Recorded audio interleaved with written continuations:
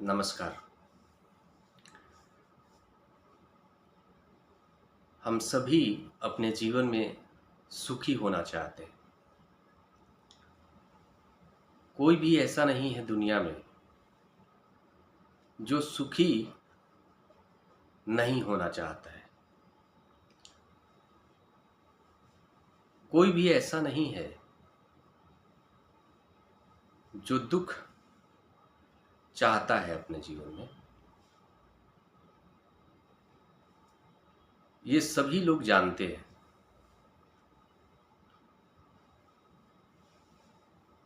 कि उनका मन हमेशा सुख की इच्छा रखता है।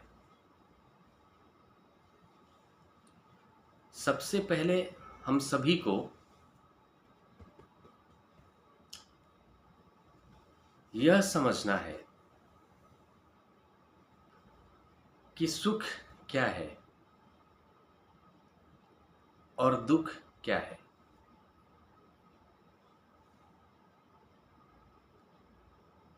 इसको अगर छोटे शब्दों में समझा जाए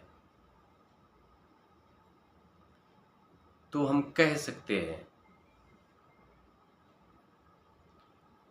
जो कुछ भी हमारी इच्छा के विरुद्ध चला जाए, प्रतिकूल हो जाए,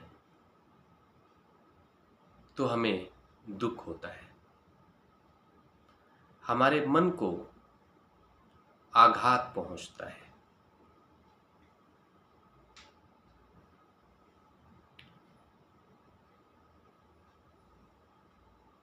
सभी लोग अपने लाइफ में कुछ न कुछ एम्बिशन लेकर चलते हैं, जिसको अलग अलग लोग अलग अलग नाम देते हैं। अगर उस एम्बिशन को पा लेते हैं तो उसको वे सफलता मानते हैं, और अगर नहीं मिलता है तो उसको वे असफलता मानते हैं, और उस असफलता के कारण उनका मन दुखी होता है, आघात पहुंचता है उनके मन के ऊपर। सबसे पहले अगर हम सभी अपने लाइफ को सुखी बनाना चाहते हैं तो इस जीवन को बहुत ही बारीकी से समझने की आवश्यकता है। हम सभी को यह समझना है कि हम सभी एक रास्ते के यात्री हैं, और ये जो जीवन है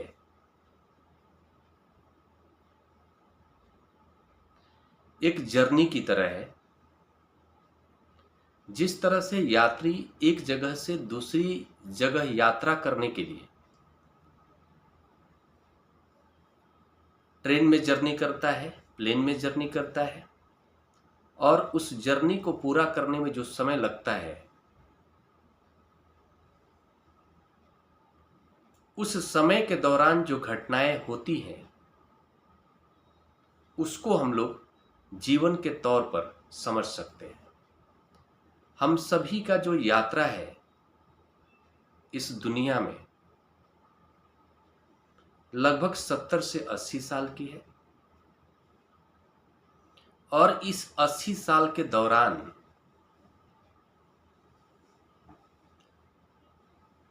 जो भी घटित होता है उस घटना को हम अपने जीवन से जोड़कर देखते हैं। उस घटना को हम सफलता या असफलता के रूप में देखते हैं। बहुत सारे लोग घटना को नकारात्मक रूप में देखते हैं। उन्हें लगता है कि घटना उसी को कह सकते हैं जो नकारात्मक हो, लेकिन ऐसा नहीं है। जो कुछ भी घटित होता है वे सभी घटनाएं हैं। वो सकारात्मक भी हो सकती है और नकारात्मक भी हो सकती है। सुखी होने का जो मूल मंत्र है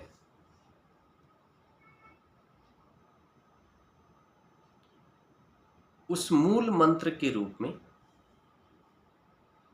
हम सभी को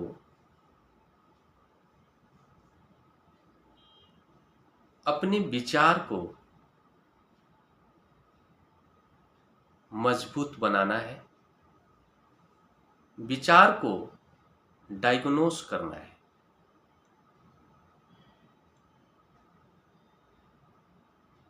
विचार को छानना है, क्योंकि विचार के कारण ही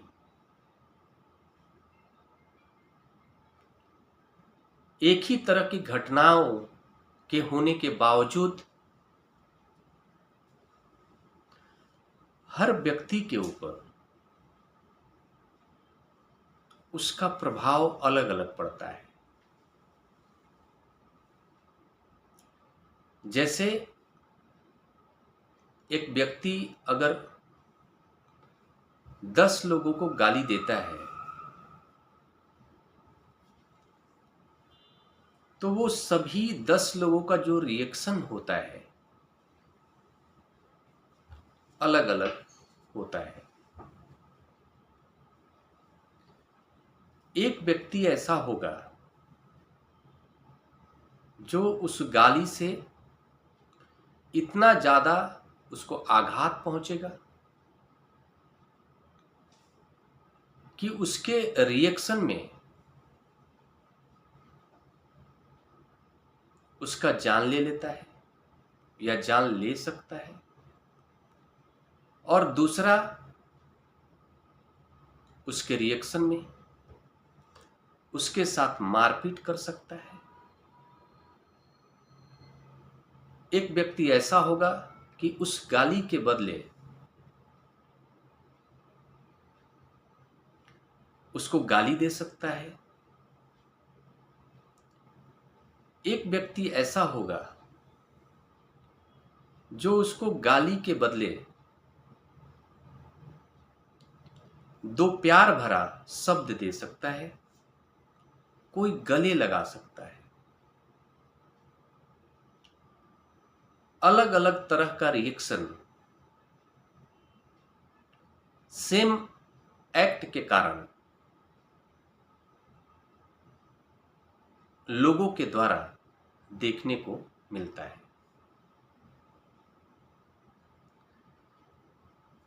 इसका मतलब यह है कि ये जो प्रभाव देखा गया अलग अलग तरीके का, यह बताता है कि हर व्यक्ति के विचार के अनुसार उसका दिमाग रिएक्ट करता है।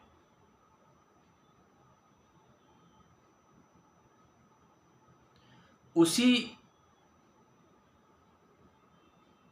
को हम लोग इस तरह से देख सकते हैं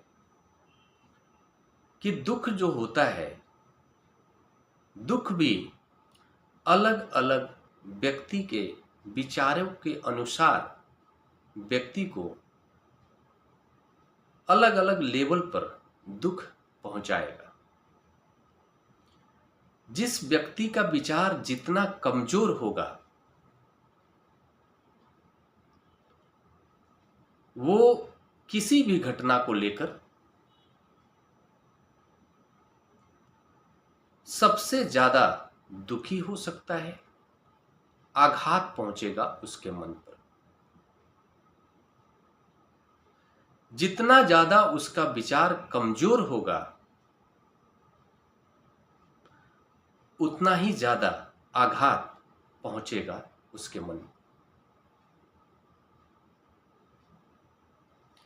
जैसे अगर किसी व्यक्ति के अति प्रिय व्यक्ति का देहांत हो जाता है या फिर उनके किसी परिवार के सदस्य का देहांत हो जाता है, तो उस व्यक्ति पर किस तरह का प्रभाव देखा जाएगा, यह उस व्यक्ति के विचार के लेवल पर निर्भर करता है। जैसे एक व्यक्ति बहुत ज़्यादा संवेदनशील होने के कारण बहुत ज़्यादा दुखी हो सकता है, और वहीं दूसरा व्यक्ति इसको जीवन का एक सामान्य घटना समझकर बहुत ही आसानी से स्वीकार कर लेगा।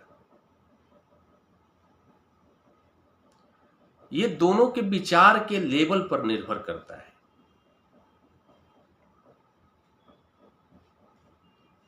जो व्यक्ति जितना ज्यादा वैचारिक रूप से मजबूत होगा,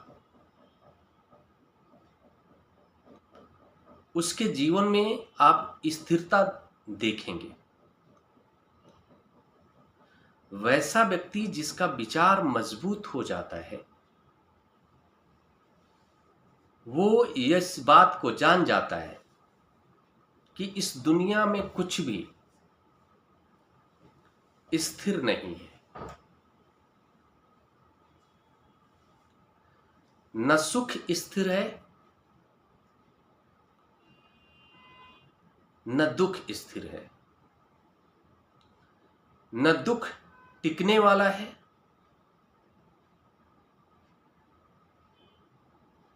न सुख टिकाऊ है।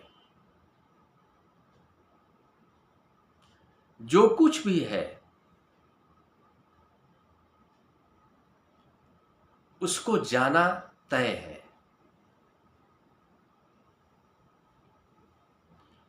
इसलिए जो वैचारिक रूप से समझदार होता है व्यक्ति,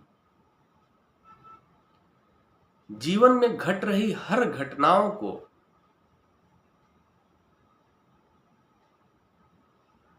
बहुत ही सहजता से लेता है।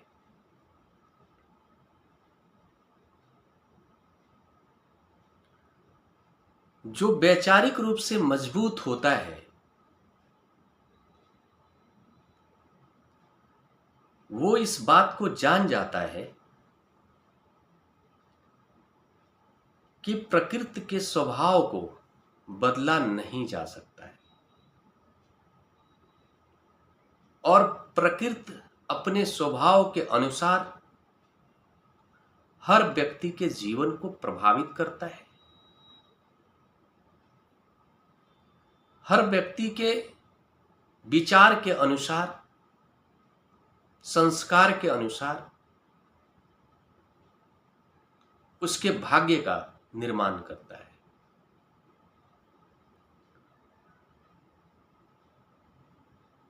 किसी भी घटना को लेकर के दुखी होने की आवश्यकता ही नहीं है, क्योंकि सब कुछ जाना तय है। तो जो टिकने ही वाला नहीं है, उस चीज को पाने के लिए या फिर उसको पाकर ना तो बहुत ज्यादा हतोत्साहित होने की आवश्यकता है, न बहुत ज्यादा उत्साहित होने की आवश्यकता है। जीवन को सहजता से जीना चाहिए, यह मानकर कि प्रकृति के पास आपका कंट्रोल है और उस रिमोट के अनुसार आपसे आपका एक्ट करा लिया जाएगा।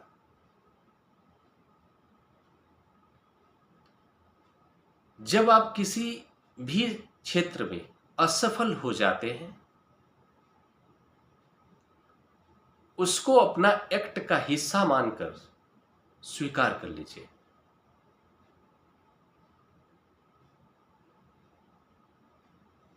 और एक बात और है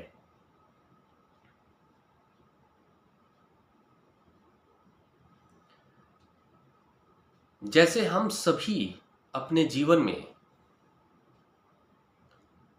सफलता पाना चाहते हैं और उस सफलता को पाने के प्रयास में बहुत कुछ करते हैं। उसको पाने के लिए जो रास्ते हैं उस रास्ते पर चलते हैं, चाहे वो सफलता हमें मिला हो, मिलता हो या नहीं मिलता हो, वो अलग बात है। लेकिन उस सफलता के रास्ते में जब हम चलते हैं तो हमारे साथ बहुत कुछ अच्छा होता है।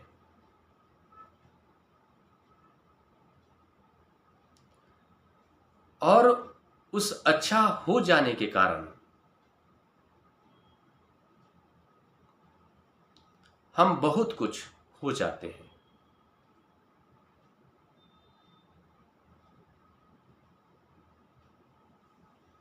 इसको इस उदाहरण पर समझ सकते हैं कि मिट्टी अगर अपने जीवन का मंजिल इमारत बनना तय करता है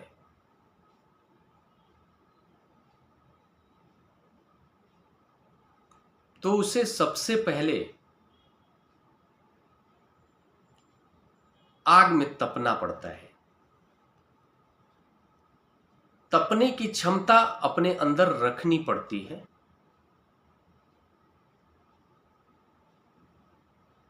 और तपने के बाद पहले ईंट बनना पड़ता है, ब्रिक्स, और फिर जाकर के ईंट इमारत बनता है।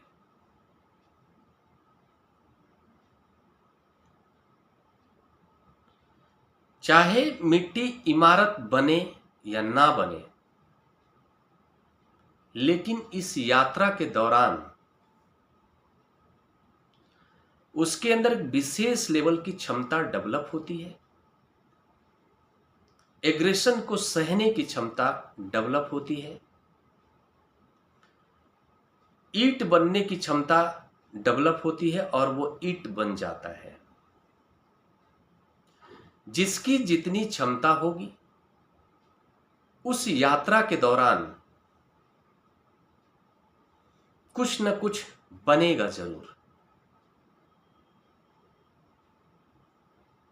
इस तरह से जीवन को देखना शुरू कीजिए। जीवन को बोझ की तरह से जीने से कोई फायदा नहीं है। और एक बात और है, अगर आप अपने जीवन को सुखी बनाना चाहते हैं तो अपने विचारों पर नजर रखिए। जैसे कहा जाता है ना कि ध्यान में अपने मन के ऊपर नजर रखना ही ध्यान है, उसी तरीके से मैं आपको कहता हूं, सजेस्ट करता हूं कि अपने विचारों पर नजर रखिए और आप जो कुछ भी विचार मिलाते हैं और उस विचार के कारण अपने जीवन में इंप्लीमेंट करते हैं, अपने विचार को 360 डिग्री पर ले जाकर उसकी जांच कीजिए कि क्या वह विचार, आपके द्वारा लिया गया फैसला, आपके द्वारा लिया गया यह इम्प्लीमेंटेशन आपके लाइफ से रिलेटेड, क्या आपके जीवन में सुख लाने का एक सही फैसला है। क्योंकि फैसला ही आपके जीवन में बहुत सारे नकारात्मक या सकारात्मक परिस्थितियों को जन्म देता है। जितना ज्यादा आपके विचारों पर नजर रहेगी, उतना ज्यादा आप गलत फैसले से बच जाएंगे। इंसान है तो जरूर सभी का कोई ना कोई फैसला गलत हो ही जाता है, और हो भी क्यों ना, हम सभी इंसान ही तो हैं, और इंसान अगर है तो गलती होना तय है। लेकिन उस गलती को बार बार दोहराना ठीक नहीं है। आज का यही विषय था कि कैसे सुखी रहा जाए और कैसे हम दुख को दूर कर सकते हैं। जीवन में एक बात आपको स्वीकार करना होगा कि सिर्फ आपका जो विचार है वही आपका असली मित्र हो सकता है, या फिर वही आपका असली शत्रु हो सकता है। दुनिया में कोई भी आपको नुकसान नहीं पहुंचा सकता है। सबसे ज्यादा जो नुकसान पहुंचा सकता है आपको, या फिर फायदा पहुंचा सकता है, या फिर मूल कारण है, वो आपका विचार ही है। आपके जीवन में घट रही हर घटनाओं का मूल कारण आपका विचार है। इस दुनिया में सबसे ज्यादा जो समस्या के रूप में अभी फिलहाल देखने को मिल रहा है, विचारों का दूषित होना है।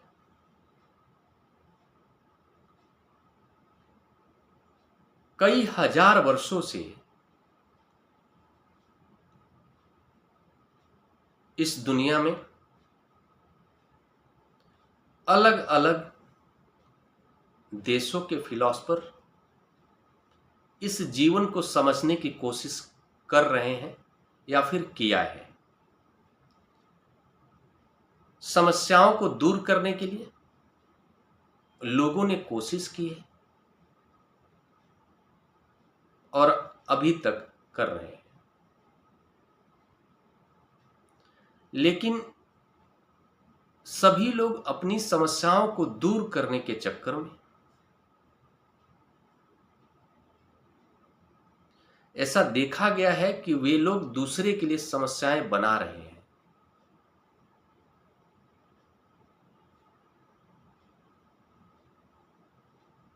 जैसे आज हमारे देश में कहा जाता है कि हमारा देश आजाद हो गया है, लेकिन असली आजादी तब मिलेगी जब हर व्यक्ति आर्थिक रूप से आजाद हो जाएगा। लेकिन मेरा ऐसा मानना है, इसको मैं थोड़ा अलग तरीके से देखता हूं, कि विचारों का इंडिपेंडेंट होना सबसे ज्यादा जरूरी है। विचारों की स्वतंत्रता। जैसे दुनिया में जो सबसे बड़ी समस्या के रूप में देखा जा रहा है,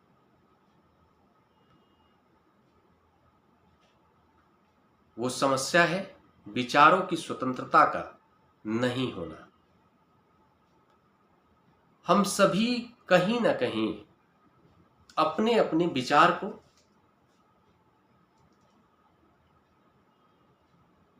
एक दूसरे के ऊपर थोपने की कोशिश में लगे हुए हैं। पहले हम विचार को बताकर, समझाकर और ताकतवर होने पर जबरदस्ती मनवाकर अपने विचार को स्वीकार करवा रहे हैं। दुनिया में सबसे बड़ी समस्या विचारों का स्वतंत्र नहीं होना है।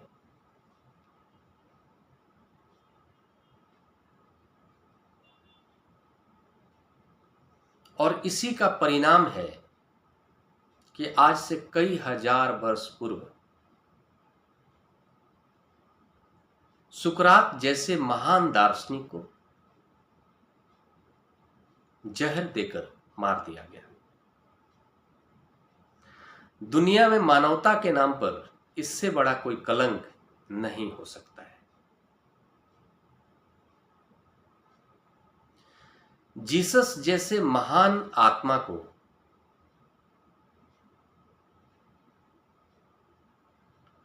सूली पर लटका दिया गया।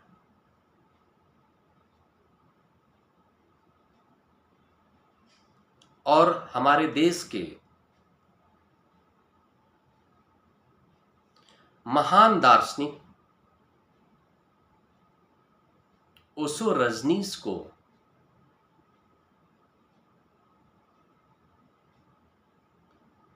एक 108 देशों के द्वारा वीजा देने से मना कर दिया गया। अमेरिका द्वारा अपने देश से बाहर निकाल दिया गया। ये सभी घटनाओं की चर्चा इसलिए मैं कर रहा हूं, ये सभी घटनाएं बताती है इस दुनिया में विचारों की स्वतंत्रता नहीं है। और इसी पर एक वर्ल्ड लेवल पर डिबेट की आवश्यकता है और विचारों की स्वतंत्रता सभी के पास होना चाहिए, इसका पक्ष रखने की आवश्यकता है।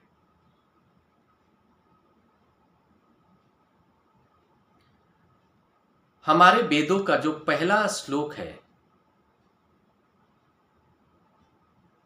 एकम सत विप्रा बहुधा वेदन्ति,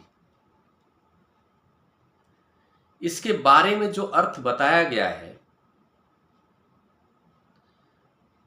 वह यह बताता है कि इस संसार को जानने की क्षमता, पूर्ण रूप से जानने की क्षमता किसी में भी नहीं है।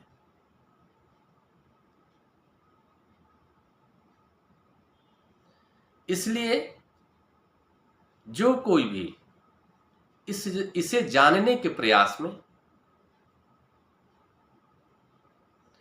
जितना भी जान पाया है, हर किसी को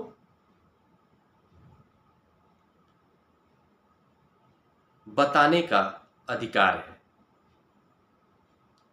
और हर किसी को उसके बताए गए बातों पर भरोसा करना नहीं करना, ये उसका अधिकार है। हर किसी को उसके विचार को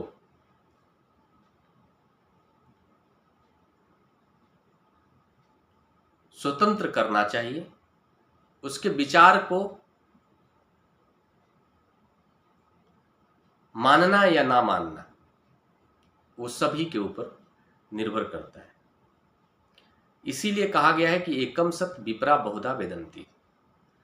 आप सभी लोग, सभी ऋषि लोगों ने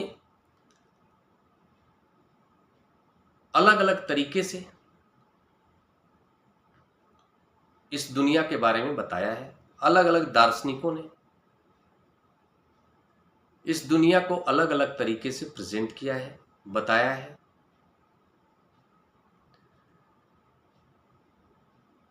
हमारे देश में हिंदू धर्म के बाद जो हमारे देश के अंदर के जो धर्म है, जैसे जैन धर्म है, बौद्ध धर्म है, सबके अलग अलग अपने अपने फिलॉसफी है।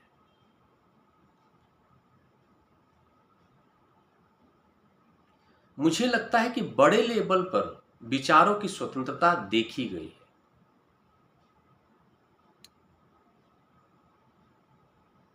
आलोचना करना एक अलग बात है और किसी के विचार को जबरदस्ती मनवाना अलग बात है। बुद्ध और महावीर कभी भी एक दूसरे के उस लेवल पर विरोधी नहीं हो सकते हैं जिस लेवल पर उनके फॉलोअर एक दूसरे के हो जाते हैं।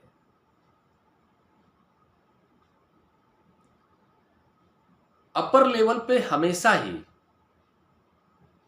उन सभी का जो विचार का लेवल होगा या होता है वो एक बराबर होता है।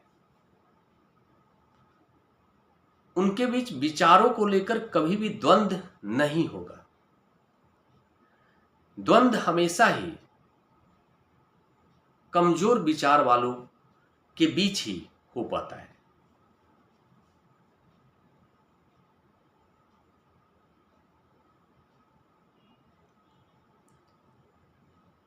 इसलिए इतना ही आग्रह है कि सभी को अपने विचार को बहुत ज़्यादा समृद्ध बनाने की आवश्यकता है, जांच की आवश्यकता है। विचारों के ऊपर जो जंग लगा है उसको झाड़ने पोंछने की आवश्यकता है।